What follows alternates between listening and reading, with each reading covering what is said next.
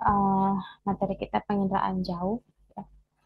Nah, di sini nanti kita akan um, mengenal definisi dan sejarah penginderaan jauh, kemudian radiasi elektromagnetik pada penginderaan jauh, kemudian interaksi dengan objek, sensor, wahana, sampai ke aplikasi ya di dalam penginderaan jauh.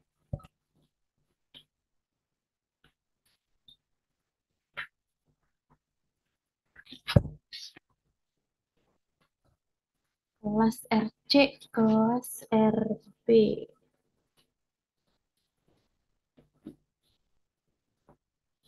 Nah, saya ambil pulpen dulu.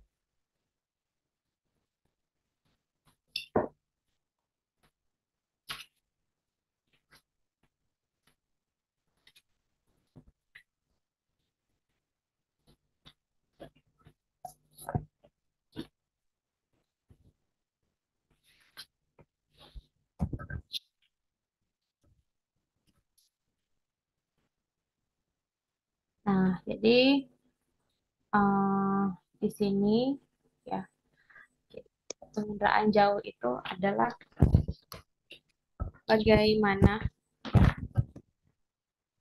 kita itu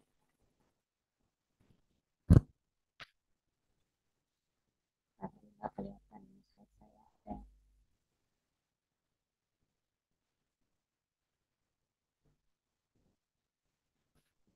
Kita dapat melihat ya,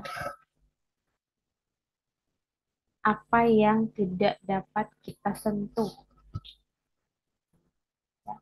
Kira-kira kalau saya bilang kita dapat melihat ya, yang tidak bisa kita sentuh melalui penginderaan jauh.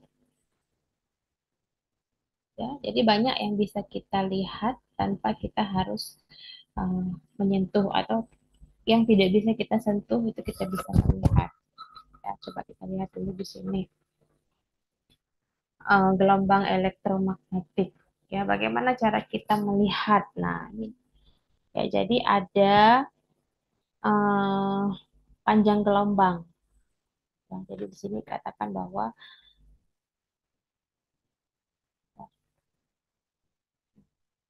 gelombang energi elektromagnetik yang melintasi bumi dan ruang angkasa memungkinkan adanya kehidupan di bumi.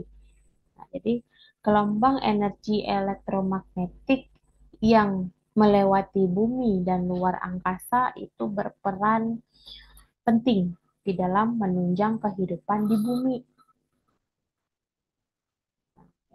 Jadi untuk uh, berbagai jenis energi elektromagnetik dicirikan sepanjang spektrum menurut panjang gelombangnya dan berapa banyak energi yang dimilikinya. Jadi spektrum elektromagnetik itu dibagi menjadi beberapa wilayah lagi, ya, mulai dari sinar gamma, ya, yang berenergi tinggi, kemudian ada gelombang pendek, sampai ke gelombang mikro dan gelombang radio, ya, dengan panjang gelombang yang sangat panjang. Nah, untuk kontribusi gelombang energi elektromagnetik ya terhadap kehidupan di bumi ya itu ada sinar matahari dan fotosintesis. Nah, itu kan yang biasa sehari-hari kita rasakan ya, sinar matahari dan fotosintesis. Nah, sinar matahari di sini sumber energi utamanya bagi kehidupan di bumi. Ya, itu kita tahu semua ya. Kemudian dia nanti memancarkan radiasi elektromagnetik termasuk cahaya yang tampak ya. Kemudian untuk fotosintesis itu berperan penting pada tumbuhan ya kan? Selama fotosintesis tumbuhan itu akan mengubah sinar matahari, air, kemudian karbon dioksida menjadi oksigen dan glukosa. Nah, jadi nanti dia untuk rantai makanan di tumbuhan ya. Kemudian oksigen juga di tumbuhan itu melalui fotosintesis. Nah, Ini adalah kontribusi gelombang energi elektromagnetik ya di kehidupan di bumi ya. Selain sinar matahari ada pengaturan suhu ya. Kemudian ada komunikasi, teknologi seperti itu ya. Nah, kemudian di sini apa dikatakan bahwa panjang gelombang cahaya tampak yang berbeda dipandang sebagai warna pelangi, merah, jingga, kuning, ungu, biru, nila, dan ya, biru, nila, dan ungu. Jadi eh, cahaya tampak di sini adalah cahaya yang bisa ditangkap oleh manusia melalui panjang gelombang ya. Jadi untuk cahaya tampak itu biasanya untuk panjang gelombang cahaya tampak itu sekitar 400 ya, sampai 700 atau 400 sampai 800 ya itu yang bisa diterima oleh uh, mata manusia ya, yang bisa diterima oleh mata manusia. Jadi cahaya tampak itu bagian spektrum dari elektromagnetik yang bisa dilihat oleh manusia ya melalui panjang gelombang. Nah, panjang gelombang nanti kamu cari sendiri lah ya. Panjang gelombang itu kalau nggak salah saya itu saya lupa juga antara 400 sampai 700 atau 400 sampai 800 lah yang bisa ditangkap oleh mata manusia ya. Nah, kemudian eh, remote sensing adalah ilmu yang memperoleh informasi tentang permukaan bumi tanpa benar-benar melakukan kontak dengannya. Hal ini dilakukan dengan merasakan dan mencatat energi yang dipantulkan atau dipancarkan dan memproses, menganalisis, dan menerapkan informasi tersebut. Nah, itu adalah yang dikatakan remote sensing. Remote sensing ini bahasa Inggrisnya penginderaan jauh. Ya, nah, kita lihat sejarahnya. Bagaimana sejarah remote sensing? Nah, ini ada beberapa peristiwa sejarah. Ya. Jadi kalau singkat cerita ya ini nanti banyak gambarnya kita lihat lagi ya. Singkat cerita itu di tahun 1840 ya. Jadi yang pertama kali penginderaan jauh itu uh, terjadi ketika uh, seorang fotografer ya mengambil foto udara dari balon ya. Jadi dia menggunakan balon yang ditambatkan untuk tujuan pemetaan topografi. Ya, kalau topografi itu artinya foto udara. Ya, foto udara bisa dengan drone, bisa dengan pesawat yang diterbangkan. Nah, dulu itu mereka menggunakan seorang fotografer itu menggunakan balon. Di Perang Dunia ke-1, fotografi udara eh, itu diperlukan oleh militer, ya, diperoleh melalui balon sehingga meningkatkan penggunaan penginderaan jauh. Jadi di Perang Dunia ke-1 itu mereka mengambil atau melakukan foto udara itu masih menggunakan balon, ya. Kemudian di tahun berikutnya eh, itu mereka setelah Perang Dunia Kedua ya, roket ya, roket itu diluncurkan ke ketinggian tertentu ya di Meksiko. Nah, yang isinya itu adalah kamera foto atau film kamera yang ada filmnya itu kan udah tahu ya dulu film itu bentuknya kayak apa ya. Ya nanti secara otomatis akan mengambil gambar di saat kendaraan atau roketnya itu naik ya. Nah, disitulah yang ditandain bahwa dimulainya penginderaan jauh satelit. Nah, satelit itu kan mencontohi ini. Jadi satelit itu juga diluncurkan oleh roket Nah, namun isinya beda kalau yang satelit ya. Kalau dulu itu masih kamera foto atau film. Ya, kalau sekarang itu sudah teknologi-teknologi canggih yang mereka luncurkan ya, menggunakan roket.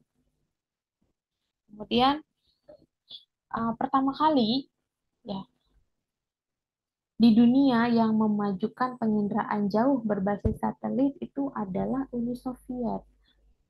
Nah, dia meluncurkan satelit Sputnik 1. Nah, itu pertama kali diluncurkan satelit. Itu pada tahun 1950-an gitu lah. Ya, nanti coba dicari tahu lagi. Kemudian sampai sekarang, ya, nah, ini seperti ini contohnya ya. Dulu itu ya seperti ini cara pengambilan gambar. Kalau penginderaan jauh artinya kita bisa melihat tapi kita tidak bisa menyentuh. Ya bisa melalui satelit. Tapi kan dulu nggak ada satelit. Gimana cara mereka? Ya fotogrametri. Fotogrametri artinya dengan cara foto udara ya dengan cara apapun ada yang taruh kamera di burung nanti burungnya terbang maka nanti akan secara otomatis di capture ada yang taruh ada yang bikin kayak pesawat sendiri nah itu dengan penyetelan ketinggian tertentu dan lain-lain ya seperti ini contohnya.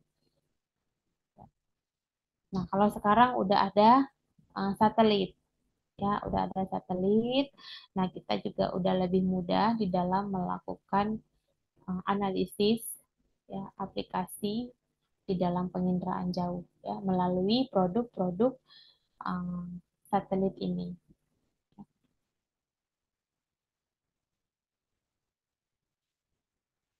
Nah, kemudian ada platform remote sensing atau platform uh, penginderaan jauh ya.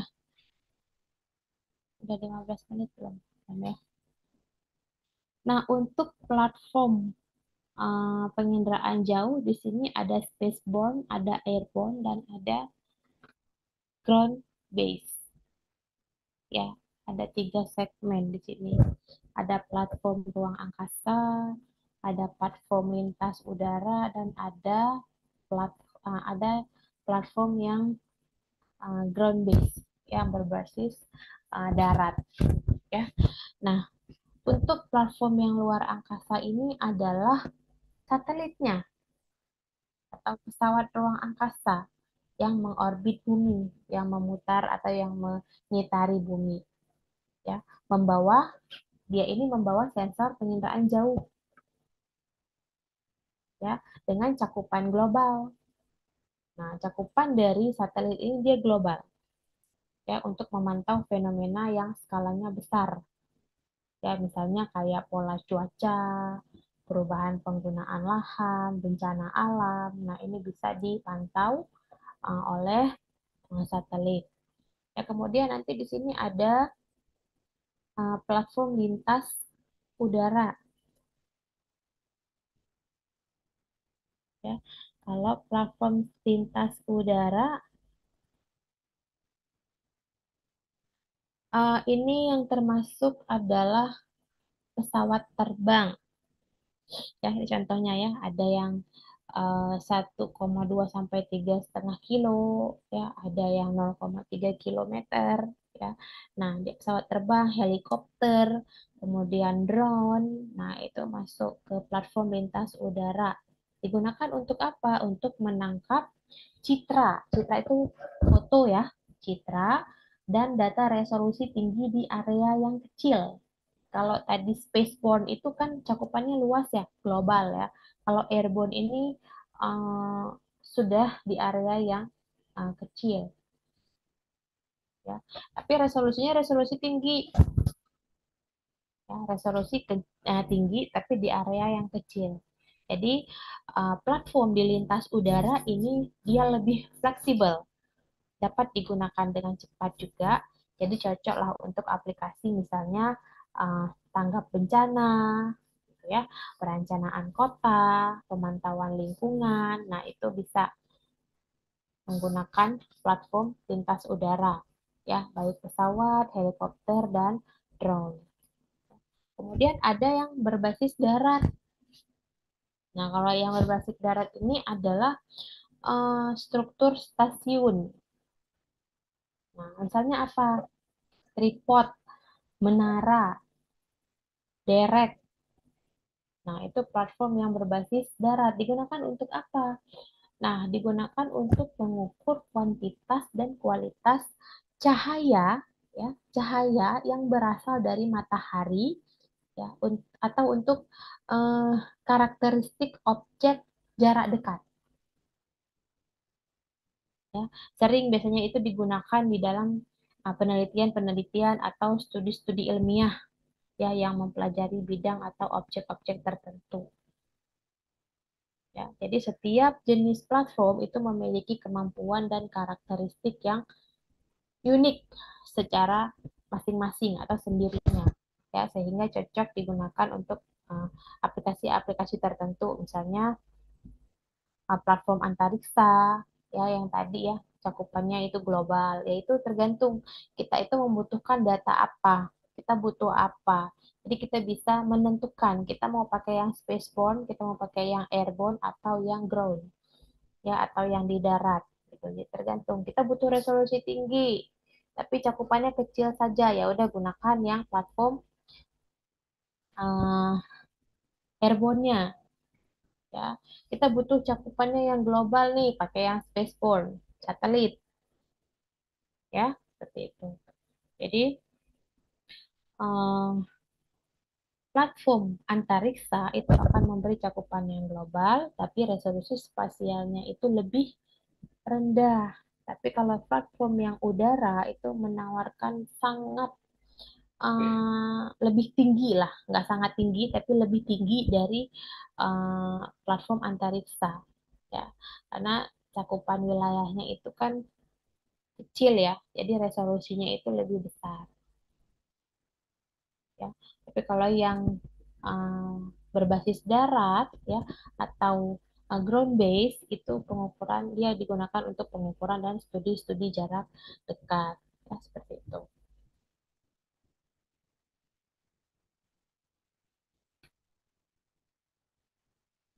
Ya, ini slide saya jalan kan? Jalan, Bu. Ya, Jalan, jalan, Bu. Uh, ini proses ya, proses penginderaan jauh. Ya. Yang A itu adalah sumber energi atau penerangan. Ya, sumber energi atau penerangan ya, dia memberikan radiasi dan atmosfer ke permukaan bumi.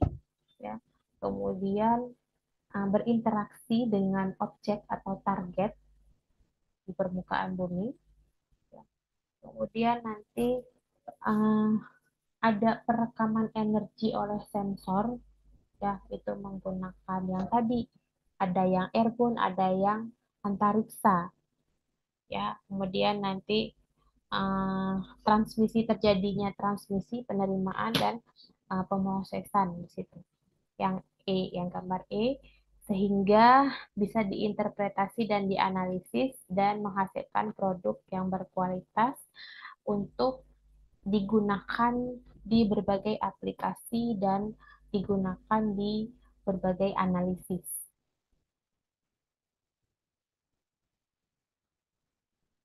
Ya. Jadi syarat pertama penginderaan jauh itu adalah harus memiliki sumber energi atau penerangan. Itu syarat utama untuk penginderaan jauh.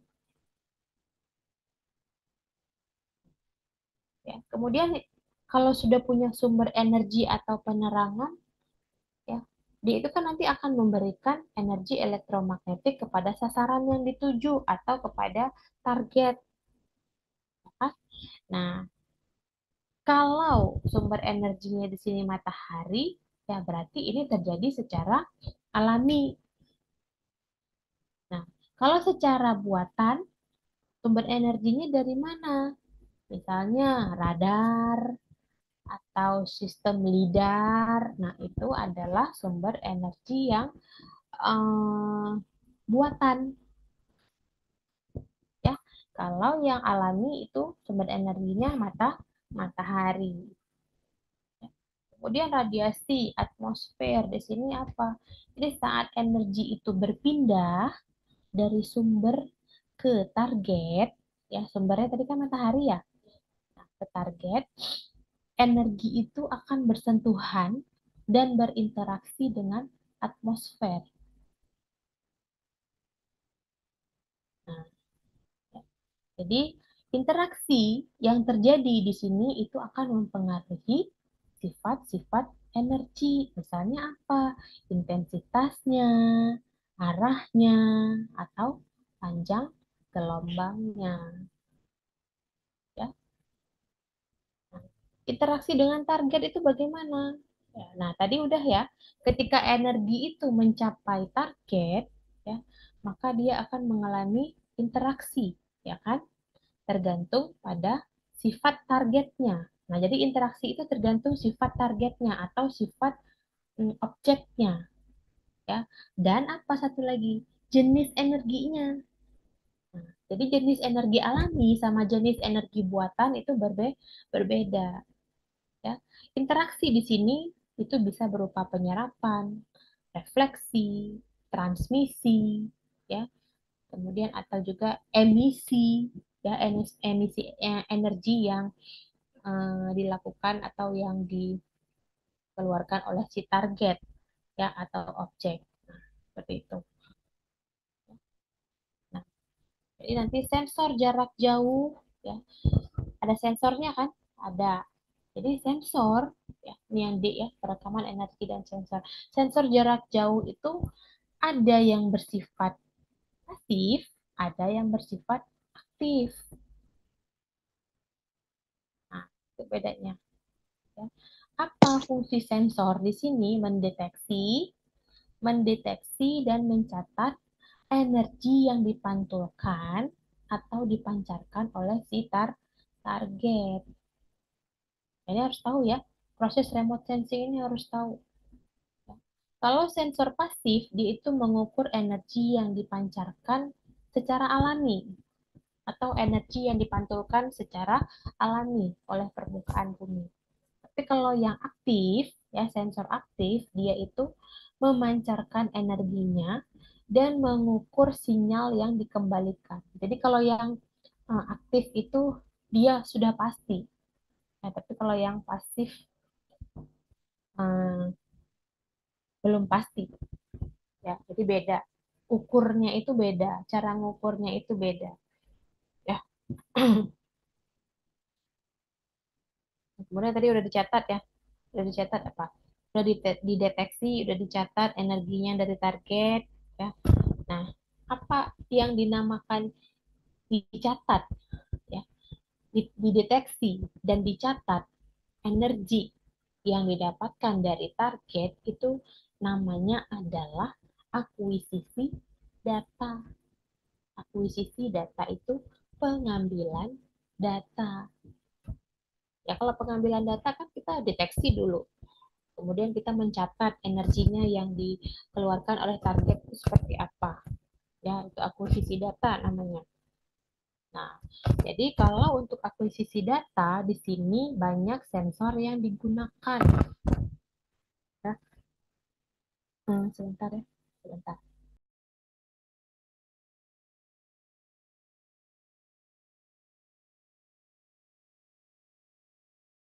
Bu, maaf Bu, suara Ibu di mute. Ya, sebentar ya. Oh, ayo.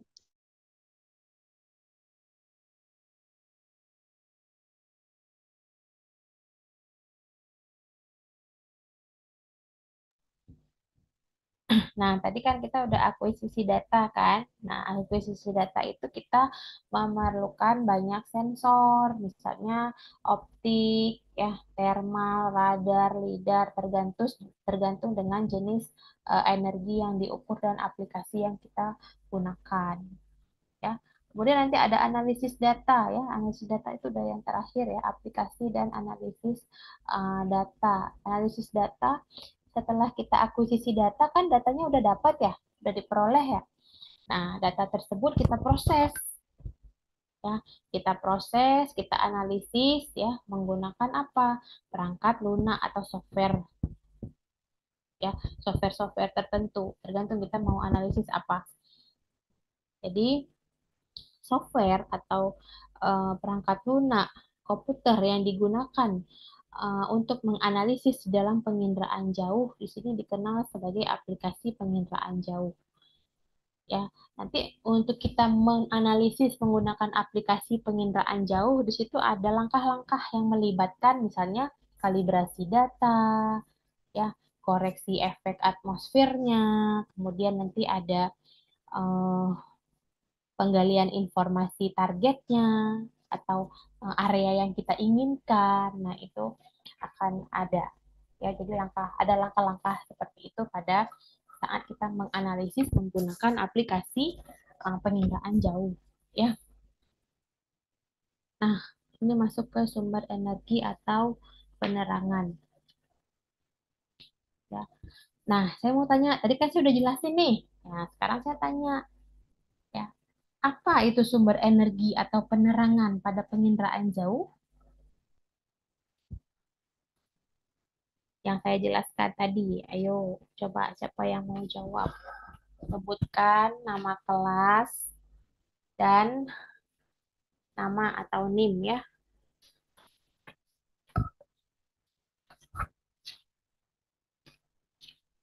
Apa itu sumber energi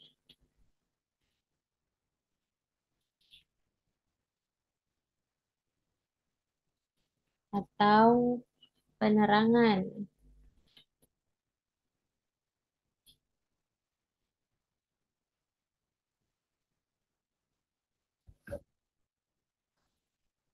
Apa ada yang tahu? Mungkin lah saya tadi udah jelasin. Ya, menurut saya jelasinnya cukup lengkap tadi ya. Elsa, coba Elsa. Nggak apa-apa kalau salah Elsa. Nama saya Elsa Yolanda, Bu, dengan NIM 122370194 dari kelas FC. Ini menurut pendapat saya aja, Bu, dari Ya, yang Ibu jelasin tadi. Menurut saya sumber energi atau penerangan itu tuh sumber tenaga yang kita butuhkan dalam proses melakukan penginderaan, Bu. Karena tadi dalam langkah-langkah proses penginderaan itu kita butuh sumber penerangan ini supaya kita bisa melakukan proses sensoring ya, Bu. Itu sih, Bu, menurut saya. Terima kasih. ya, benar ya. Yang Elsa katakan, yang Elsa jawab itu udah cukup baik ya. Sumber energi ya untuk kita uh, melakukan ya uh, penangkapan, maksudnya ini adalah sensor ya untuk ke targetnya. Ya, jadi cukup baik jawaban dari Elsa. Oke, terima kasih Elsa Yolanda. Kemudian kita lanjut dulu energi ya, sumber energi atau iluminasi. Persyaratan pertama untuk penginderaan jauh, nanti yang saya tadi katakan ya, persyaratan pertama untuk penginderaan jauh memiliki sumber energi untuk menerangi target, kecuali jika energi penginderaan dipancarkan oleh target. Jadi, kita tidak butuh sumber energi untuk menerangi target kalau energi penginderaan itu dipancarkan oleh target. Jadi maksudnya gini, target itu artinya kan objek yang ada di muka bumi, ya. Nah, itu bisa energinya bisa beda-beda, ya. Ada yang rendah, ada yang tinggi. Nah, untuk energi yang tinggi ini biasanya dia akan langsung memancarkan tanpa kita perlu sumber energi untuk menerangi si target. Jadi targetnya ini nggak perlu disinar lagi dengan sumber energi, dia itu udah memancarkan energi sendiri. Nah, jadi langsung bisa ditangkap oleh sensornya seperti itu. Ya, jadi energi-energi di target ya, baik itu di objek-objek permukaan bumi atau apalah namanya, target itu pokoknya ya kita itu mau uh, mengambil objek yang mana ya. Nah, itu macam-macam energinya. Ya, ada yang membutuhkan sumber energi, ada yang mereka memancarkan energi sendiri, energi penginderaan sendiri, seperti itu. Ya, kemudian energi ini akan berbentuk radiasi elektromagnetik. Nah, radiasi elektromagnetik di sini adalah apa? Radiasi elektromagnetik di sini adalah kombinasi antara medan listrik dengan medan magnet yang berisolasi dan merambat melalui ruang, ya. Kemudian dia membawa energi dari satu tempat ke tempat yang lainnya. Misalnya seperti yang tadi, cahaya tampak tadi. Ya, cahaya tampak itu adalah termasuk salah satu radiasi elektromagnetik. Ya, jadi radiasi elektromagnetik ini di sini digunakan pada bidang penginderaan jauh, ya. Dia ini bisa diserap, kemudian bisa dipantulkan, ya, dan juga bisa dikeluarkan oleh molekul-molekul gas yang terdapat di dalam atmosfer. Nah, ini biasanya kalian dapatkan di pelajaran fisika, ya, pelajaran fisika, ya. Ya, jadi untuk radiasi elektromagnetik itu punya kelebihan, punya kekurangan, ya. Kelebihannya apa?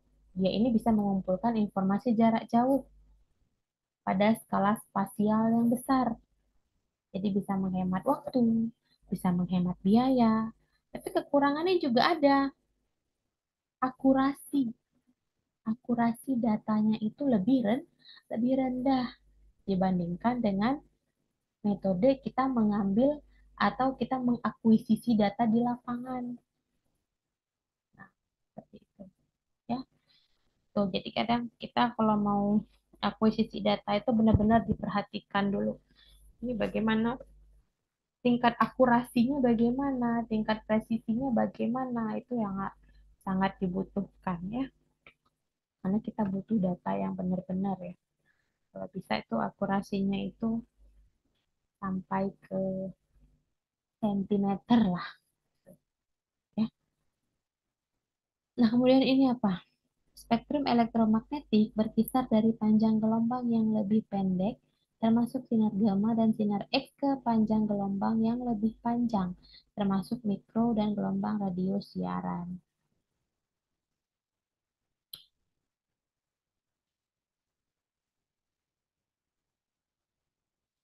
Ya, kita skip ya, nanti kalian belajar sendiri gelombang-gelombang gamma-gamma ini ada di fisika dulunya, ya. Jadi ini sama seperti yang di awal tadi, ya, panjang gelombang yang bisa ditangkap oleh mata manusia itu eh, berapa, sampai ke berapa, ya. Nah, kemudian radiasi dan atmosfer. Nah, apa itu radiasi dan atmosfer pada penginderaan jauh? Tadi saya juga udah eh, menjelaskan detail sekali, ya, kalau kalian mendengarkan. Silakan coba dijawab. Radiasi dan atmosfer. Nah, itu seperti apa terjadi radiasi dan atmosfer pada penginderaan jauh? Coba, siapa yang bisa menjelaskan? Lumayan ya, nambah-nambah poin, ya kan? Kali aja UTS kemarin, oh nanti saya kasih tahu ya nilai UTS-nya berapa-berapa, ya. Saya juga belum lihat, belum saya cek, belum saya periksa. Nanti ya minggu depan. Saya tunggu ya yang menjawab.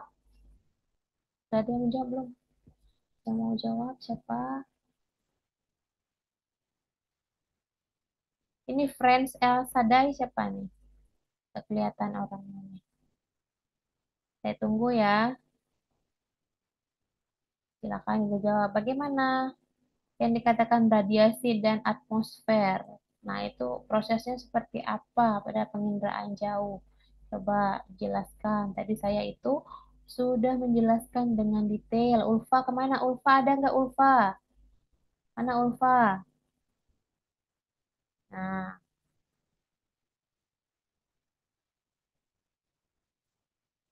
Jonathan,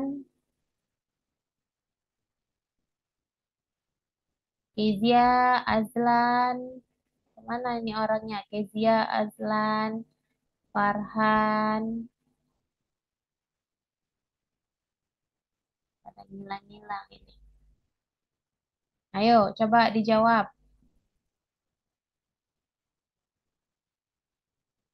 Bagaimana yang dikatakan radiasi dan atmosfer?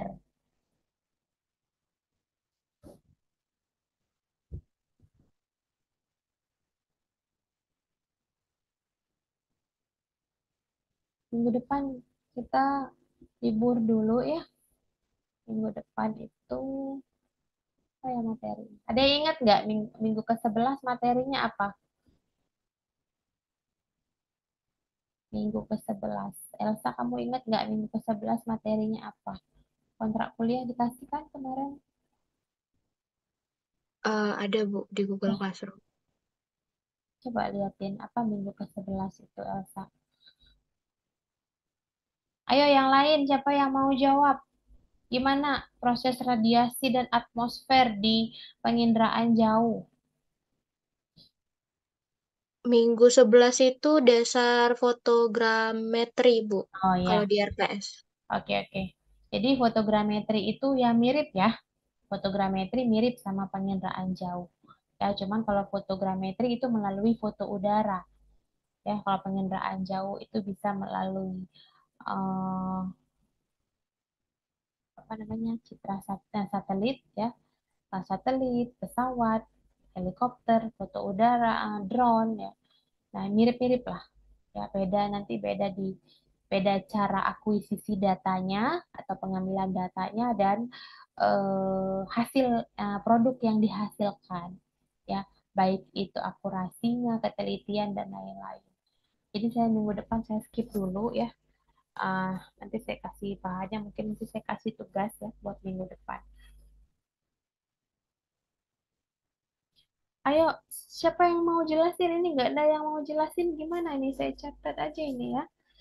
Yang nggak mau jelasin ini gimana ceritanya?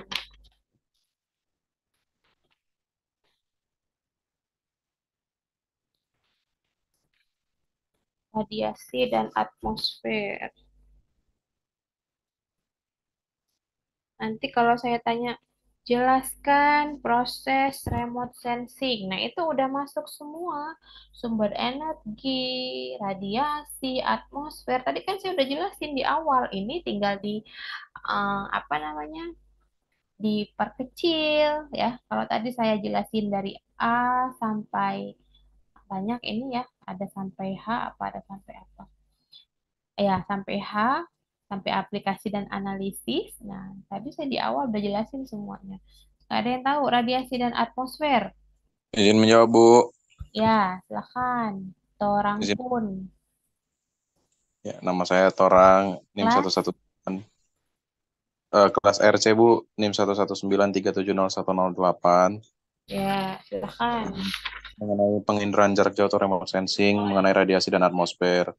Setahu saya, dalam penginderaan jarak jauh itu kan kita kan menginderakan dari jarak jauh ya, Bu, ya, menggunakan satelit ataupun jenis citra lainnya gitu ya, Bu, ya. Hmm.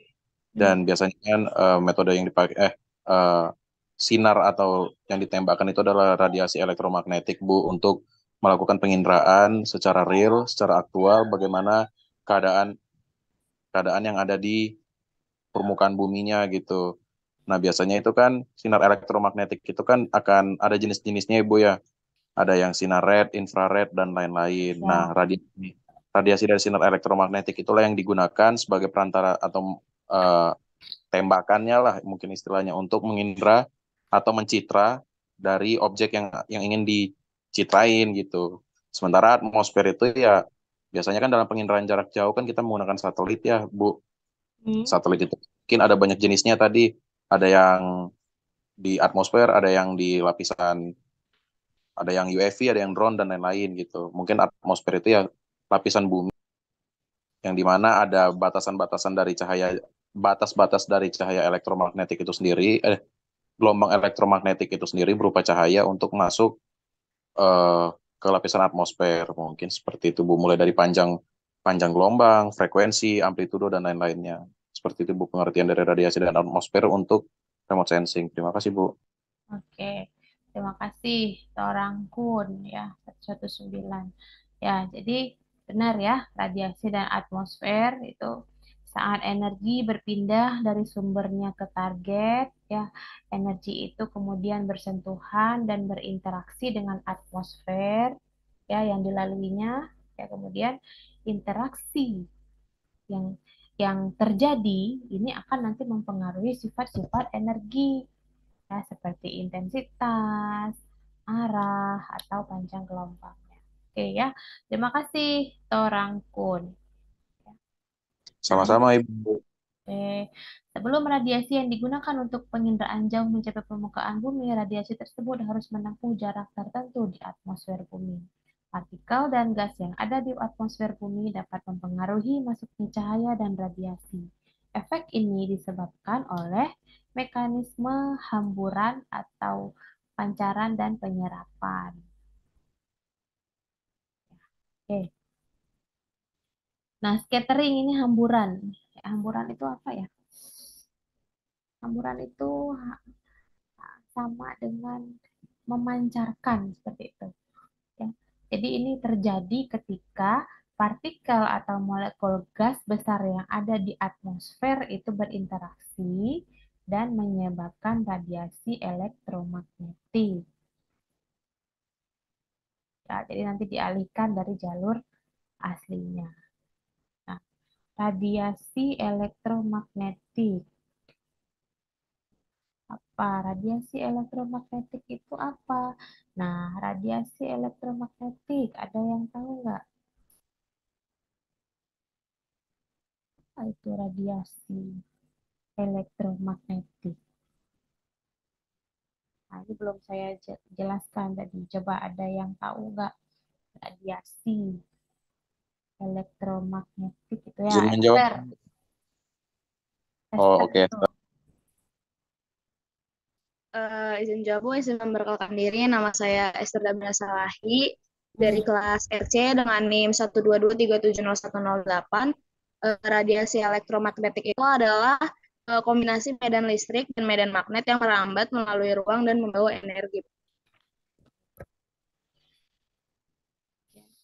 Jadi, eh, radiasi, contoh dari radiasi elektromagnetik.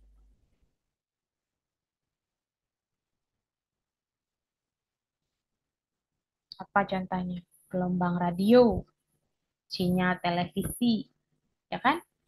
Sinyal sinar eh, radar, gamma, ya. Kemudian sinar X. Nah, itu merupakan contoh-contoh dari radiasi elektromagnetik. Berapa banyak hamburan yang terjadi bergantung pada beberapa faktor, yaitu panjang gelombang radiasi, banyaknya partikel atau gas, dan jarak yang ditempuh radiasi melalui atmosfer. Penyerapan ya, itu akan menyebabkan molekul di atmosfer itu menyerap energi pada berbagai panjang gelombang. Jadi unsur utama dari atmosfer yang menyerap radiasi itu ada ozon, karbon dioksida, dan uap air. Ya. Kemudian, nah ini masih atmosfer. Ya, nanti pelajari sendiri ya, atmosfernya masih banyak soalnya. Oke, kita punya waktu masih ada. Interaksi ya, interaksi dengan sasaran. Nah, ini tadi juga udah dijelasin ya. Nah, tadi kita udah ke radiasi dan atmosfer, sumber energi, kemudian radiasi atmosfer, sekarang interaksi dengan sasaran. Nah, gimana interaksi dengan sasaran pada penginderaan jauh? Coba, siapa yang mau menjelaskan interaksi dengan sasaran, atau tadi saya katakan bahwa interaksi dengan target. Nah, seperti apa interaksi dengan target? Kapan interaksi itu terjadi? apa yang dialami. Bu boleh menjawab nggak Bu? Siapa? Orang Orangku Bu. lagi. Oke, jawab aja nggak apa-apa. Silakan. Kamu ngomong Jadi apa tadi? RC ya? RC Bu, iya benar. Ya, Jadi jawab. sepengetahuan saya Bu, interaksi dari ini kan kalau kita bicara soal penginderaan jarak jauh berarti kan ada objek atau target yang menjadi sasaran kita dalam kita melakukan pemetaan atau pencitraan ya Bu ya. Hmm. Astaga, pencitraan jelek banget bahasanya. Maksudnya melakukan citra. Nah, melakukan citra. Jangan melakukan citra. Kalau citra itu sama dengan foto. Kalau Iya Bu, melakukan citra, melakukan foto. pemetaan Ya, pemetaan. Oke. seperti itu. Nah, dalam kita Terus, melakukan pemetaan itu kan eh, misalnya kita menggunakan satelit dan satelit itu kan biasanya kan menembakkan radiasi menembakkan gelombang elektromagnetik. hmm, Interaksi yang di interaksi yang dihadirkan dari gelombang elektromagnetik itu ya berupa ketika gelombang itu diterima oleh suatu objek, misalnya pohon, pohon hmm, itu tanah itu akan memantulkan kembali ke satelit dan itu akan menjadi suatu objek objek ya, objek satelit ya, yang udah direkam seperti itu mungkin Bu interaksinya. Dan ya, sasarannya ya tergantung objek yang ada di bumi yang ingin kita satelitin gitu, yang ingin kita petain gitu. ya, Seperti itu. Terima kasih Bu. ya, sama-sama. Terima kasih. Benar ya, interaksinya seperti itu. Ya, itu lebih ah, gampang ya untuk kita pahami ya. Tadi semoga yang lain juga mendengarkannya. Kalau dengar sebenarnya bisa, cuman nggak bisa nih kadang-kadang nggak mau dengar gitu ya. Jadi ada ketika energi mencapai target, maka nanti akan mengalami banyak interaksi ya, banyak interaksi yang terjadi tergantung pada sifat targetnya, ya kan tadi kan. Nah, dan kemudian jenis energinya. Nah, tadi kan saya katakan bahwa energi itu kita dapat dari angkasa, luar angkasa. Tapi energi itu kita juga akan mendapatkan dari target. Nah, jadi energi itu tidak hanya dari luar angkasa saja. Energi itu juga akan kita dapatkan dari target. Nah, jadi untuk energi mencapai target itu akan ada interaksi. Di interaksi itu tergantung pada sifat target dan energi targetnya. Ya, baik itu di penyerapan, refleksi. Nah, itu interaksi-interaksi yang terjadi itu seperti penyerapan, ya, refleksi, transmisi, emisi yang dikeluarkan oleh si target. Jadi tidak hanya energi itu muncul dari uh, space, ya, di luar angkasa, tapi juga muncul dari target di permukaan bumi. Gitu ya. Oke, terima kasih si Torangkum sudah membantu saya menjelaskan ke teman-temannya. Radiasi yang tidak terserap atau tersebar di atmosfer dapat mencapai dan berinteraksi dengan permukaan bumi. Ada 3 bentuk interaksi. Mana ada 3 ini? 4 ini. Ketika energi menyerang atau ketika energi dipancarkan. Yang pertama ada insiden pada permukaan, absorpsi, transmisi, refleksi. Proporsi setiap interaksi akan tergantung pada panjang gelombang energi dan material serta kondisi fitur di permukaan bumi. Oke, lanjut. Nah, ini refleksi, radiasi di penginderaan jauh. Dalam penginderaan jauh, kita paling tertarik untuk mengukur radiasi yang dipantulkan dari target. Suatu target tertentu dapat memantulkan cahaya secara spekular atau menyebar, atau di antara keduanya, bergantung pada kekasaran permukaan fitur tersebut dibandingkan dengan panjang gelombang radiasi yang datang. Jika panjang gelombangnya jauh lebih kecil dibandingkan variasi permukaan atau ukuran partikel yang membentuk permukaan, maka akan terjadi pemantulan difus mendominasi dan sebaliknya. Jadi ada yang halus, namanya spekular refleksi, ada yang kasar, diffuse refleksi. Nah, tadi dikatakan di sini apa? Diffuse refleksi itu akan mendominasi kalau panjang gelombangnya itu lebih kecil daripada variasi permukaan atau ukuran partikel yang membentuk permukaan. Nah, kadang kan kalau misalnya kamu pernah download citra satelit, itu untuk kita menginterpretasi itu ada yang halus, ada yang kasar. Tergantung dari fitur-fitur di permukaan atau objek atau target yang kita dapatkan. Ya kalau jalan ya lah, kalau di foto itu kan nanti teksturnya kan lebih halus daripada pohon ya. Kalau pohon itu kan banyak apa namanya eh, teksturnya itu lebih banyak gitu ya. Jadi lebih bervariasi. Jadi lebih kasar ketika dia ini ditangkap oleh sensor luar angkasa ya. Nah, jadi tergantung daripada itu. Kalau kalian pernah download ini kalian udah paham lah ya ketika kalian melihat hasil citranya itu ada yang halus, ada yang kasar. Ya, biasanya yang kasar itu hutan, ya, kemudian perkebunan, pertanian, seperti itu.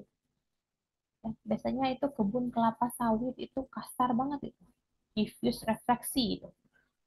Ya, kalau kalian lihat di citra satelit, ya. Dah, dah kemudian yang D, pencatatan energi oleh sensor. Nah, bagaimana pencatatan energi oleh sensor? Apa itu? Deteksi.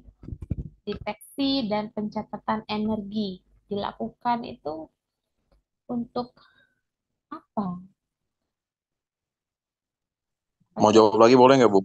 Itu gantian ya, Esther Silalahi. Nah, dia baru Baik, satu Bu. kali, kamu udah 2 kali ya, nanti lagi ya.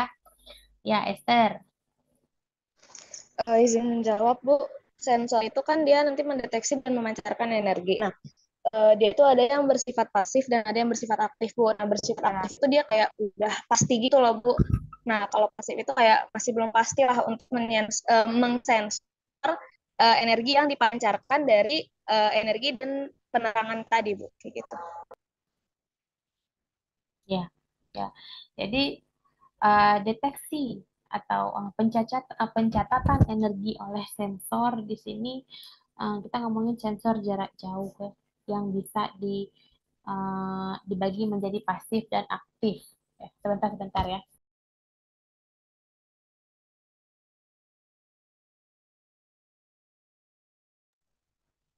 Ada yang pasif, ada yang aktif. Ya, jadi mendeteksi, mencatat energi yang dipantulkan oleh atau dipancarkan oleh target, yaitu bisa menggunakan sensor aktif dan bisa menggunakan sensor pasif.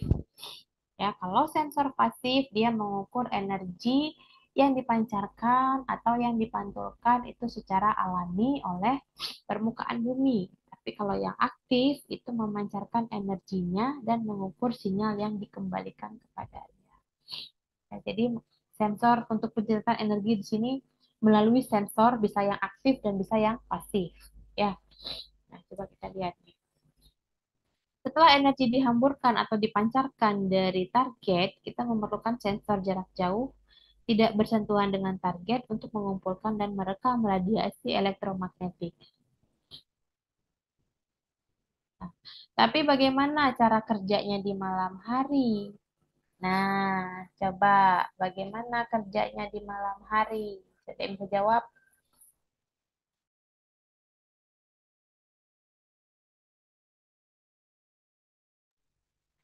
Nah, bagaimana? Sebelumnya kita udah bahas ya, sumber energi, radiasi dalam penginderaan jauh. Nah, bagaimana kalau misalnya malam hari? Nah, bagaimana kerja dia di malam hari tuh, sensor itu? Kalau malam hari sumber energi alami buatan alami yang matahari itu kan cuma ada di siang hari. Nah, kalau malam hari itu seperti apa itu? Nah, coba dibantu saya jawab, jelasin ke teman-temannya. Siapa yang mau jawab? Bu, saya mau jawab boleh nggak, Bu? Boleh, boleh. Silakan. Setahu saya ya, Bu ya, Seingat saya juga dulu itu kalau misalnya pada malam hari itu, pada malam hari, pada awan, maksudnya mendung dan lain-lain, itu kan sinar radiasi, sinar matahari ataupun itu kan bakalan ini ya Bu ya, bakalan kehalang gitu mungkin ya. Makanya ada sensor pasifnya gitu Bu. Mungkin dari misalnya pakai satelit Landsat itu kan ada namanya tematik mapper kalau nggak salah. Yang untuk peta tematik itu kan ada 7 band, 6 berapa band sih? Band satu, band 2, band 3, 4, 5, 6. 6 band ya Bu ya kalau nggak salah ya. Band Hmm. satu itu air, band 2 itu untuk apa, band 7 untuk mineral dan lain-lain. Pokoknya mungkin menggunakan eh, sensor pasifnya itu Bu untuk mendeteksi itu gitu. Seingat saya sih kayak gitu kalau malam hari. Nah, gimana? Dia ada 6 bandnya gitu dia. Band satu, band 2, band 5, band 6, band 7 gitu. Bener nggak Ibu? Lupa saya Bu. Seingat saya sih itu Bu.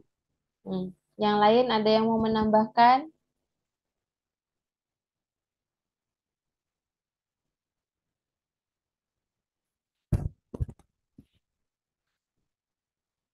Silakan kalau ada yang ingin menambahkan.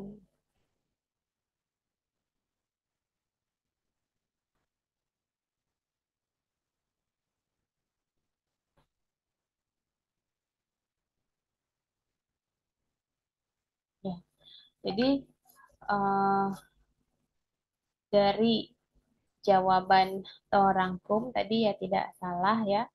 Nah, kalau untuk sensor citra itu memang dia punya band, ya punya band yang mana band-band itu ada fungsinya, ya. Band-band itu ada fungsinya kan. Nah, dia itu ada yang untuk digunakan untuk apa namanya kita menangkap tutupan lahan ya, kemudian ada yang seperti orang bilang tadi eh, air ya, emang ada band-bandnya. Nah, apakah target ya di malam hari itu ada yang mengeluarkan energi? Ada juga. Nah, kadang-kadang dibantu dengan itu. Ya kan di malam hari itu ada juga target yang memantulkan energi. Ya, artinya ada target yang memancarkan sinar di malam hari. Jadi itu juga bisa ketangkap oleh eh, apa namanya satelit ya dengan panjang gelombang tertentu seperti itu. Jadi kalau kalian itu em, punya data citra ya. Nah, itu nanti ketika kita mengolah data itu kita harus tahu dulu kita menggunakan band berapa saja. Nah, misalnya untuk kita melakukan analisis hmm, tutupan lahan atau eksplorasi. Ya. Nah, itu kita butuh band berapa saja. Band 2, band 3, dan band 4 misalnya seperti itu. Ya. Nah, itu akan eh, bisa membantu kita menganalisis target yang akan kita ukur ya atau yang akan kita lakukan pemetaan seperti itu ya. Memang dia ada fungsinya masing-masing. Coba kita lihat dulu nih. Kalau untuk remote sensing tadi ada pasif sensor dan ada aktif sensor. Sistem penginderaan jauh yang mengukur energi tersedia secara alami itu dilakukan oleh pasif sensor. Sensor memancarkan radiasi yang diarahkan pada sasaran akan mencapai sedikit radiasi dibentukkan radiasi diukur dengan sensornya itu. Nah, kalau yang sebelah sini itu contoh ya aktif sensor. Kalau yang sebelah sini itu yang pasif sensor. Nah, coba dari gambar ini. Secara bahasa kalian, apa yang bisa kalian tangkap? Pakai bahasa sendiri lah. Artinya kan sensor itu nangkap sumber energi ya. Nah, coba lihat di situ. Ada sumber energi ya, kemudian ada sensor dan ada bumi. ada kehidupan di bumi. Nah, apa yang bisa kalian rangkum dari kedua gambar ini? Ini biar saya mau tahu aja ini kalian paham nggak pasif sensor, aktif sensor. Apa yang terjadi di pasif, apa yang terjadi di aktif. Nah, kan ini beda ya. Kalau ini yang satu lagi aktif sensor ini tidak ada sumber energi alaminya. Ya. Coba ada yang bisa jelasin? Mana nih? Amanda ini kemana nih? Amanda, orangnya nggak ada nih. Yang ada orangnya itu aja ini. Nanti saya remove dari kelas nanti. Ayo coba yang lain. Jangan Esther tadi udah, Elsa udah, Torangkum udah, yang lain mana? Nanti poin mereka lebih banyak dari kamu yang lain ini. Maklum Bu, Esther adik saya soalnya Bu. Oh ya, adik kandung. Adik NIM sih Bu. Adik Nim, kirain adik kandung kamu. Soalnya kamu ini 119 ya. Oh, kenapa ambil lagi mata kuliah ini? Belum lulus. Nilai saya C Bu, mau Belum pernah memperbaiki. ikut. Udah Bu, Dapat 3 tahun apa? yang lalu. Dapat C Bu, Dapat kepleset. dapat C kan nggak apa-apa. Enggak Bu, saya mau nyari 3,3. Oh, nanti kalau dapat C lagi gimana? Aduh, jangan dong Bu. Ya, nanti saya kasih tahu lah ya minggu depan itu saya kirim nilai UTS kalian ya. Waduh, Ya nggak apa-apa lah biar kalian berkaca dari situ.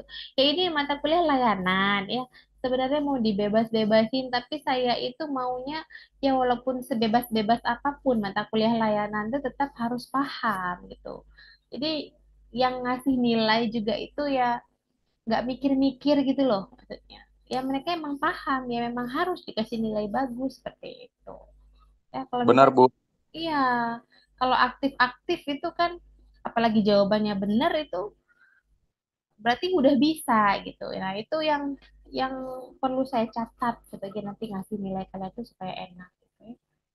Saya sedihnya Bu, nilai geospasial saya C, tapi nilai remote sensing saya A. Jadi agak aneh aja Bu nanti disiap. Nilai remote testing ah. Terus maksudnya ya Allah harusnya kan sama lah ya itu. Kenapa harus satu di bawah satu di atas? Ya Makanya Bu berarti saya nyuci nilai Bu. kamu itu lebih tertarik dengan remote sensing mungkin. Padahal kan remote sensing itu kan spasial juga.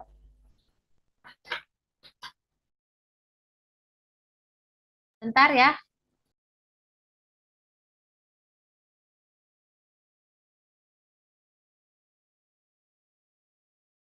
Oke, siapa yang mau jawab nih? Pasif sensor sama aktif sensor. Satu rangkum, coba bantuin saya nih. Kenapa Bu? Waduh. Gimana ini? Ya kalau misalnya Dari gambar setahu ya, dari gambar. Dari ya gambar. seingat saya, kalau di passive sensor itu kan ada matahari ya Bu ya. Matahari itu kan yang seperti yang kita tahu kan mengeluarkan cahaya atau radiasi elektromagnetik berupa cahaya Mejiku Hibiniu, merah jingga kuning hijau biru nila ungu. Nah Hmm. itu kan setiap itu kan mempunyai energinya masing-masing Bu, dan itu akan dipantulkan, akan direfleksi ketika dia mengenai target atau suatu objek, dan dan hasil dari refleksi pantulan itu yang akan ditangkap ke sensor pasifnya seperti itu Bu. Sementara kalau malam hari, nah itu maksud saya tadi kebalik Bu. Ya, Kalau ya, malam hari aktif aktif harusnya. sensornya. Mm-mm. Aktif sensor itu ya kan karena tidak ada cahaya matahari, tidak ada energi yang dikeluarkan secara alami dari spasial itu dari luar angkasa, makanya si satelit itu menembakkan energinya sendiri, gelombangnya Bukan sendiri untuk satelit, target. ya target, ya itu Bu, ke targetnya itu Memancarkan. memantulkan memantulkan lagi ke satelit sehingga tergambar lah gitu Bu, kurang lebih. Seingat saya sih gitu Bu. Makasih Bu. Ya, ya. Jadi kebalik ya, harusnya kalau malam hari yang aktif ya sensornya ya. Nah, itu. Ya, oke, terima kasih Kak Rangkum. Cukup jelas ya, saya rasa cukup jelas itu kalau kalian nggak ngerti yang lainnya ini berarti nggak denger dah, itu aja fix ya. Kemudian ini apa? Tadi adalah benda yang kita mengenai benda lain. Oke.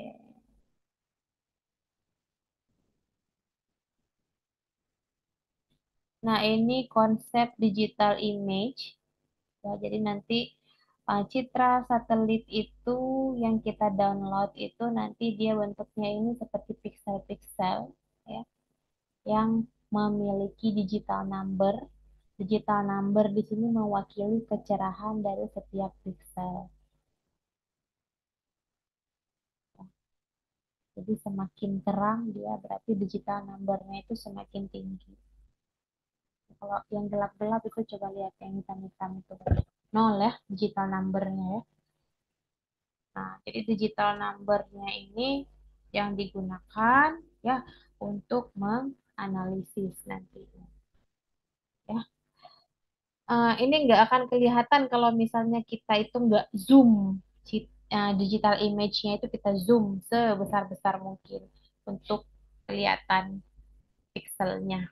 Ya, oke. Ini udah masuk ke ini sih sebenarnya. Kalian itu emang ada mata kuliah remote sensing? Peminatan untuk eksplorasi ada Bu di semester semester 6 atau semester 7 waktu itu kalau nggak salah Bu, tahun lalu saya lah, remote sensing. Oke. Nah, jadi berarti udah eh, cukup tahu lah ya, cukup tahu remote sensing itu seperti apa. Nah ini, Tapi Bu, ya. itu saya Bu, adik-adik saya yang ini belum Bu.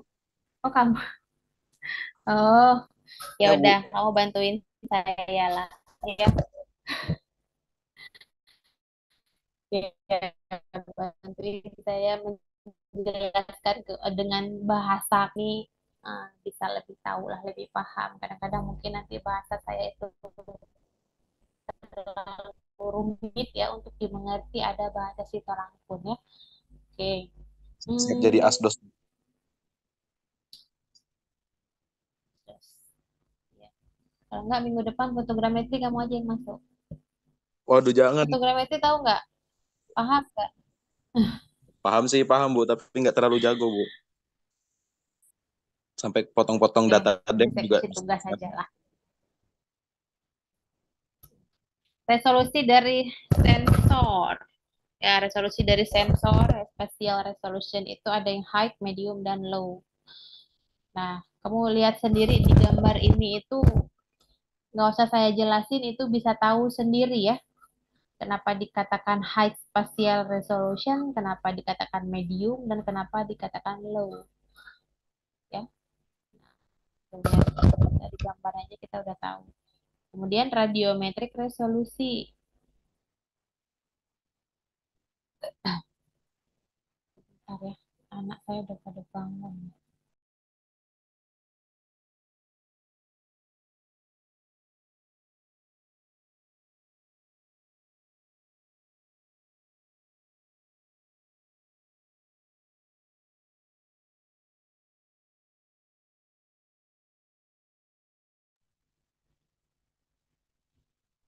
Nah, ada radiometrik resolusi di sini. Ya, ada yang 8 bit, ada yang 4 bit. Resolusi radiometrik di sini adalah apa ya? Kemampuan ya si sensor itu di dalam dia mencatat respon spektral dari objek. Jadi kemampuan sensor ini eh, secara langsung itu dikaitkan dengan intensitas pantulan atau pancaran dari spektral. Jadi dia nanti akan menjadi digital number, angka digital number yang tadi. Ya, jadi angka digital number yang tadi itu akan dinyatakan di dalam bit. Jadi ada yang 8 bit, ada yang 4 bit. Ya, radiometric resolution itu coba cari sendiri itu bagaimana yang dikatakan radiometric resolution ini, nama habis waktunya ya. Spectral resolution. Spektral, kemudian ada temporal. Kalau temporal ini dia frekuensi ya, perekaman ulang kembali ya. Jadi perekaman ulang kembali itu ke daerah yang sama pada rentang waktu tertentu. Jadi ada waktu-waktunya, ya temporal. Rentang waktu perulangan ke asal daerah yang sama. Korpret. Bukan. Kenapa Sofia? Lagi ngapain kamu? Ya maaf Ibu.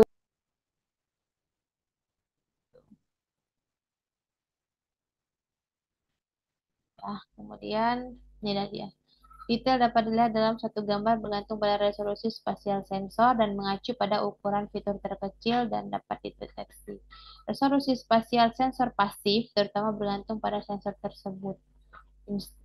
Instantaneous field of view (IFO). Nah, ini kamu lihat yang A itu adalah sensor, ya. Sudut visibilitas sensor yang menentukan luas permukaan bumi yang dilihat dari ketinggian tertentu pada suatu waktu tertentu. Ya, jadi ini ketinggian dari permukaan bumi, ya, untuk kita melihat atau menentukan luas permukaan bumi. Jadi kita lihat dulu dari ketinggiannya. Besar kecilnya area yang dilihat ditentukan dengan mengalihkan IFOV, ya, yang A itu yang sudut visibilitas sensor dengan jarak dari tanah ke sensor. Jadi kalau kalian mau mengetahui ini dikali ini. Ya, seperti itu. Area di permukaan tanah ini disebut sel resolusi dan menentukan resolusi spasial maksimum suatu sensor. Ya, jadi untuk mengetahui B itu A dikali C. Lanjut yang spektral. Semakin halus resolusi spektral, semakin sempit rentang panjang gelombang untuk saluran atau band tertentu.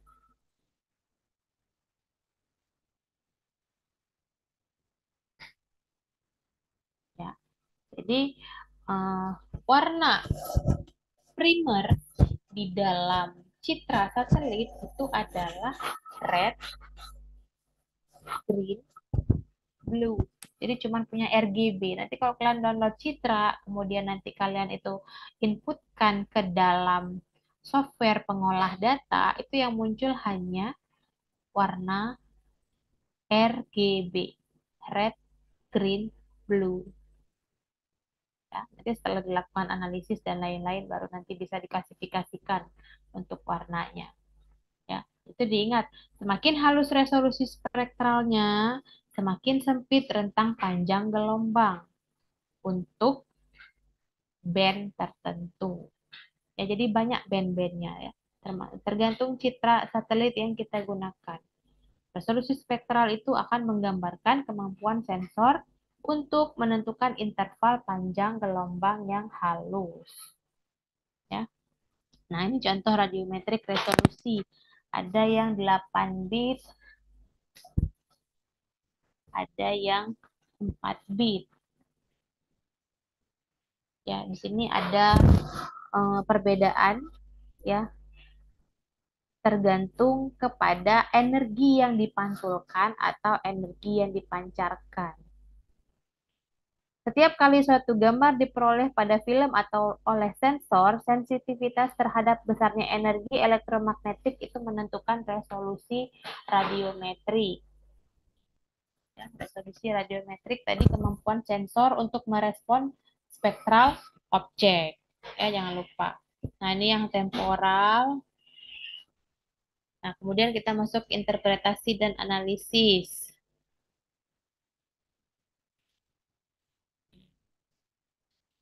Analisis citra penginderaan jauh melibatkan identifikasi berbagai target dalam suatu citra dan target tersebut dapat berupa fitur, lingkungan, atau buatan yang terdiri dari titik, garis, dan area. Ya, secara spasialnya target itu adalah titik, garis, dan area. Nah, ada 7 kunci penafsiran atau interpretasi untuk membedakan sasaran atau target. Yang pertama itu ada tone, shape, size, pattern, kemudian tekstur, shadow, dan association. Nah, kita lihat kalau tone di sini lebih kepada kecerahan warna objek di dalam gambar. Ya. Nah, ini tergantung teksturnya dan pola objeknya itu bisa berbeda-beda. Kalau shape itu mengacu pada bentuknya, strukturnya dari objek tersebut, ya. Jadi shape ini dapat menjadi petunjuk yang sangat khas untuk kita menginterpretasikan objek tersebut merupakan apa, ya. Kemudian size di sini objek dalam sebuah gambar adalah, nah, kalau size di sini kita ngomong ke fungsi skala. Ya, jadi sangat penting untuk kita menilai ukuran ya atau size suatu target terhadap objek yang lain, ya. Nah, ada target yang relatif, ada target yang absolut. Nah, untuk menginterpretasi target tersebut, nanti kamu cari sendiri. Target yang absolut itu apa? Target yang relatif itu apa? Ya, cari tahu sendiri. Itu saya tanya lagi nih. Saya catat dulu target absolut dan relatif. Ya. Pattern, kalau pattern di sini dia lebih ke penataan ruang. Ya, jadi objeknya itu terlihat sangat jelas. Nah, ini tekstur. Tekstur itu mengacu pada susunan dan frekuensi variasi pada area tertentu pada suatu gambar. Tekstur tadi ya kalau kasar apa, kalau halus apa, seperti itu. Ya, ini untuk kebutuhan interpretasi. Ya, kita mendefinisikan objek. Ada 7 tadi ya. Shadow atau bayangan. Nah, ini di sini juga berguna dalam interpretasi karena dapat memberikan gambaran profil dan ketinggian relatif suatu target atau mempermudah target untuk diidentifikasi. Yang terakhir, association untuk memperhitungkan hubungan antara objek dan fitur lain yang dapat dikenal di dekat target yang diinginkan. Nah, jadi asosiasi ini kita bisa memperhitungkan, misalnya kita mau ngambil yang objek yang A. Nah, itu nanti akan bisa terjadi, ya, maksudnya bisa kita dapatkan hubungan antara objek yang A dengan objek yang B di dekatnya itu seperti apa. Nah, itu bisa kita lakukan interpretasi menggunakan kunci yang asosiasi, ya. Nah, nih kunci ini harus dihafal ya, itu kamu harus tahu. Produk dan quality. Nah, ini udah masuk ke produk dari penginderaan jauh ada Lansa 8 ya. Lansa 8, Citra Lansa 8. Ini dilakukan klasifikasi menggunakan klasifikasi supervise ya untuk tutupan lahan ya atau land cover. Kemudian ini adalah contoh yang thematic map ya, thematic map. Kemudian ini udah tadi aerosatellite imagery. Nah, ini contoh-contoh uh, satellite imagery ya. Ini di Roma, Italia, Bangkok, Thailand, seperti ini. Sensor. Nah, kamu lihat di sini sensornya ya. Sensornya beda-beda ini. Ya, ada yang world view 2 resolusinya 50 cm. Nah, ini juga world view 1 juga resolusinya 50 cm. GeoEye, GeoEye 1 itu juga 50 cm resolusinya. Kemudian ada QuickBird ya. QuickBird ini citra juga resolusinya 65 cm. Kemudian ini ada TerraSARS X 1 meter. Ya. Kemudian ini ada Iconos, ya Iconos itu resolusinya 1 meter juga ya. Dan dari GeoEye juga Spot 6 itu 1,5 meter. Kemudian ini Rapid A, Rapid A ini resolusinya 5 meter. Jadi digunakan untuk pertanian dan kehutanan biasanya ya. Kemudian ini Spot 5 5 meter. Ya. Nanti itu kalian pelajari sendiri ya. Untuk citra satelit um, yang digunakan ya untuk kita menganalisis secara penginderaan jauh. Nah, jadi uh, yang bisa disimpulkan apa di sini? Ya.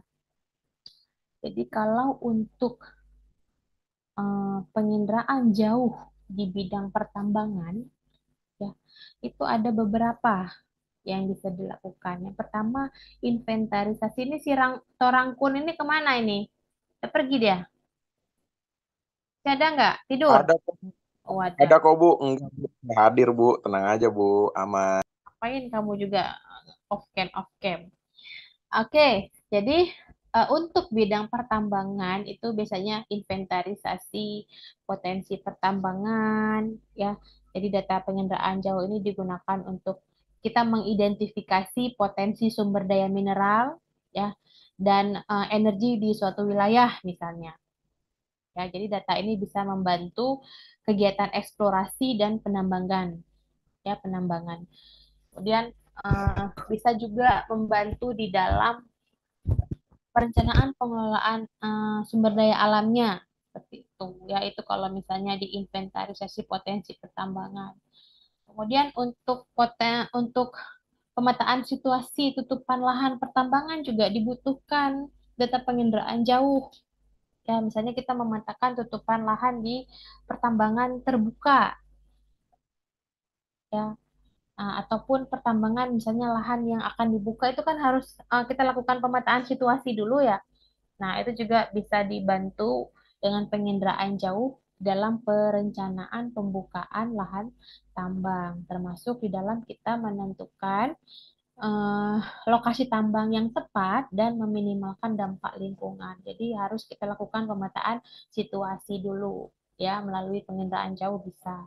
Perencanaan seed plan, lokasi tambang. Nah, itu juga bisa pakai data penginderaan jauh untuk seed plan lokasi tambang ya. Jadi nanti kita dibantu untuk menentukan lokasi tambang yang tepat ya, termasuk kita menentukan akses jalan, kemudian lokasi fasilitas penambangan ya dan lain-lain itu ya. Ya. Nah, untuk apa lagi? Dampak lingkungan juga bisa. Ya, dampak lingkungan dari kegiatan pertambangan itu juga bisa dilakukan dari data penginderaan jauh ya, kerusakan hutan, kerusakan lahan, itu kan banyak ya terjadi ya. Nah, seperti itu. Ya, potensi tembaga di suatu wilayah itu bisa juga kita lakukan dengan data penginderaan jauh.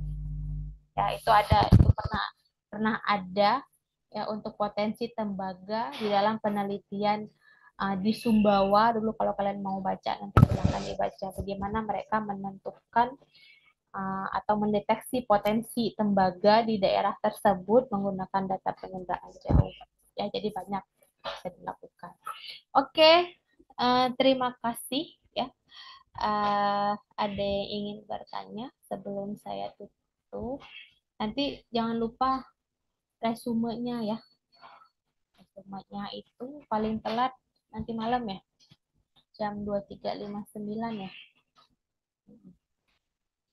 Biasa kalau sama Bu Ratna itu resumenya sampai kapan? Sabtu Minggu. Sama, Bu. 2359 juga, Bu. Oh iya. Padahal saya nggak koordinasi loh sama Ibu Ratna. Berarti saya satu hati sama Bu Ratna ya. Kalau mau 1 minggu juga nggak apa-apa Bu, Oh hehehe. janganlah. Saya itu malahan maunya selama perkuliahan berlangsung lagi. Ya, tapi nggak apa-apa lah sampai 2359 ya. Kayak yang kemarin-kemarin nanti saya buat ininya di GCR. Oke, belum saya buat lagi. Ada yang ingin bertanya lagi? Ini berapa orang nih? Coba saya stop share dulu ya. 40 orang. Kok sedikit banget ya? Iya Bu, teman-teman saya banyak, adik-adik saya banyak yang ini Bu, banyak yang kepental gara-gara sinyal, terus mau masuk lagi nggak bisa Bu, karena ke-lock katanya. Oh iya, memang saya lock. Karena saya bilang kalau terlambat itu nggak bisa masuk, kalau keluar nggak bisa masuk lagi. Ya mau gimana ya? Kita harus disiplin. Masa anak teknik nggak disiplin itu bukan anak teknik namanya. Ya, jadi jangan marah kalau misalnya saya haruskan kalian untuk disiplin ya. Karena saya dosen dari dulunya saya itu ngajar di Politeknik, jadi ya militer sekali di Politeknik itu. Rambut panjang aja nggak boleh, apalagi rambut warna-warni ya. Beda dengan Institut Teknologi Sumatera. Universitas itu beda ya. Jadi saya mencoba kalian itu kita anak teknik ya harus disiplin. Ya kalau nggak dipakai nanti kamu tuh di apa namanya di proyek-proyek manapun ya harus disiplin anak teknik itu walaupun kita di institut ada kebebasan-kebebasan ya pekerjaan itu memang harus kita terapkan disiplin kita tuh ya tuh jangan jangan marah pokoknya kalau saya itu nggak bisa masuk lagi dan lain-lain ya mungkin di kelas RA RB mungkin lebih enak lebih nggak apa-apa mau ini segala macam nggak bisa kalau di saya tuh ya. Nah, toleransi ada toleransi ya pasti ada toleransi namanya juga manusia kan. Nah, tapi ya kita usahakan untuk bisa hidup disiplin. Oke? Kalau tidak ada yang bertanya, mungkin saya cukupkan. Minggu depan kita libur dulu ya. Saya mau akreditasi ini, jadi minggu depan itu mau di karantina. Ya, saya akan gugus kendali mutu di program studi. Jadi memang harus di karantina dulu kita ya. Jadi saya minggu depan itu kasih tugas aja. Ketua kelasnya siapa nih? Ketua kelas, coba kamu itu, eh oh nggak usah lah, nggak usah nanti kebanyakan nomor susah. Di grup aja ya nanti saya kasih tugasnya ya. Atau nanti tugasnya itu bisa sama RA sampai RD ya. RA, RB, RC, RD. Seperti itu ya, karena mereka juga nggak bakalan masuk ini depan. Oke, ada yang mau bertanya lagi sebelum saya tutup? Semoga kalian nggak bosan ya. Jangan bosan-bosan ya. Kalau bosan-bosan itu nanti eh, materinya nggak masuk ke sini ya. Kalau kalian nggak senang dengar suara saya itu nanti materinya nggak masuk ya. Bu. Masuk, kamu masuk tuh yang lain diam-diam aja tuh. Saya curiga ini bisa nggak nih kalian ini ya. Bisa nggak? Coba. Bisa Ibu. Bisa ya. Saya nggak mau memaksa kalian. Bisa ya, nggak mau sebenarnya. Bisa tapi coba dijawab. Tadi Rizky udah jawab, Ya, bisa. Bu, bisa. Yang lain? Bisa Bu. Saya Bisa. benar ya. Ya, ya. Jadi walaupun nggak tersampaikan semua, nanti kalian kan kalau di itu kan ada tatap muka. Berapa SKS kita? Dua ya? Dua. Dua ya. Tatap muka perkuliahan 2 kali 50 menit. Tugas terstruktur itu kan 2 kali 60 menit per minggu. Ya, tugas mandiri, belajar mandiri atau tugas mandiri itu ada 2 kali 60 menit. Jadi, kalian itu wajib 1 minggu itu tatap muka di perkuliahan 50 menit, ngerjain tugas dari dosen 60 menit, ya, belajar sendiri 60 menit. Nah, itu harus dilakukan setiap minggu. 60 menit aja setiap minggu, kan sedikit itu. Ya, kalau jalan-jalan hari Minggu, malam Minggu, berjam-jam kalian jalan-jalan nggak pulang-pulang sampai pagi. Nah, belajar mandiri 1 jam aja, ya. Karena kalau tugas kurang banyak tugas, saya males tugas soalnya di mata kuliah layanan juga ya. Saya capek ngoreksinya, paling nanti ada kuis-kuis ya. Ya, ada kuis-kuis dari saya, kuis-kuis dadakan. Oke? Nah, persiapkan ya. Ya, kerja, kerja, kerja. Ya, 1 jam aja 1 minggu. Ya, oke, terima kasih ya. Semoga selalu bahagia mengikuti Amin. perkuliahan ya. Eh, Semoga juga nanti nilainya bagus-bagus. Oke, minggu depan kita istirahat tatap muka bukan tatap muka, tatap maya. ya. Tatap maya kita istirahatkan dulu, kita kasih tugas, kerjain tugas. Tugasnya nggak 1 minggu nanti ya. Tugasnya nggak 1 minggu, saya juga belum tahu nih tugasnya apa. Eh, saya kasih materi minggu depan, nanti tetap dilakukan resume ya. Oke. Saya tutup ya. Mohon maaf jika ada kesalahan kata ya atau yang apapun itulah yang menyakiti kalian ya. Lebih dan kurang saya mohon maaf. Apa itu torangkum? Ini aneh-aneh aja nih anak ini. Biar Apa biar fun Bu kelas. Iya, jangan tegang-tegang ya kan. Kita santai tapi paham ya. Kalau nggak paham ditanyakan, nggak apa-apa. Yang penting jangan yang aneh-aneh aja. Kemarin itu ada tatap maya itu, ya mentang-mentang tatap maya dikirain dosennya itu nggak lihat gitu. Ada mahasiswa yang ngerokok loh gitu. Nah itu jangan ya, jangan dilakuin ya. Kalian semua menghargai saya juga sangat menghargai kalian.